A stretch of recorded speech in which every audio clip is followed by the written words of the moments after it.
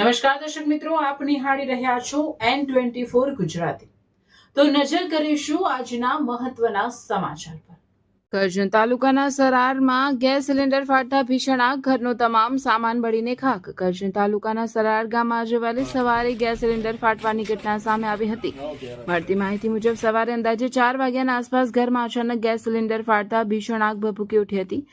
આગ એટલી વિકરાળ હતી કે ઘરમાં રહેલો તમામ સામાન બળીને ખાખ થઈ ગયો હતો।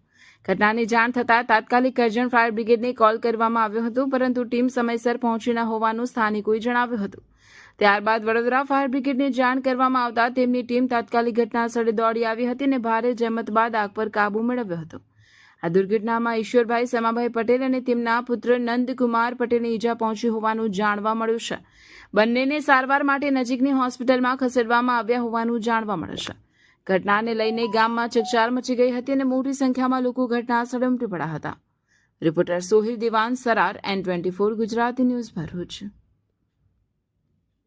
ગામ સરાર પાટી ફર્યું। મારા પપ્પાનું નામ ઈશ્વરભાઈ પટેલ ને મારું નામ નંદકુમાર પટેલ ને ગરમીના હિસાબથી ગેસનો બોટલો ફાટી ગયો છે ને 4 વાગ્યાની આસપાસ થયેલું છે સવારમાં ને અમારે બંને ને દજાયા છે અમે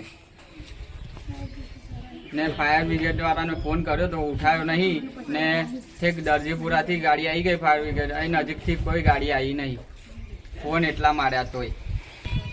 ગામ સરાર પટેલ કર્યું। હું પટેલ નિધિ અમિતભાઈ।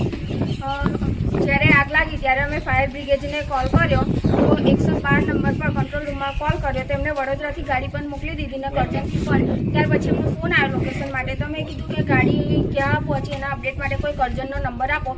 તેમને ઓફિસરનો પર્સનલ નંબર આપ્યો, પણ ઓફિસરને 4 ફોન કરવા છતાં ઓફિસરે ફોન ઉઠાવ્યો નથી ને વડોદરાથી ગાડી આવી ગઈ, પરંતુ કરજણની ગાડી આવી નહીં।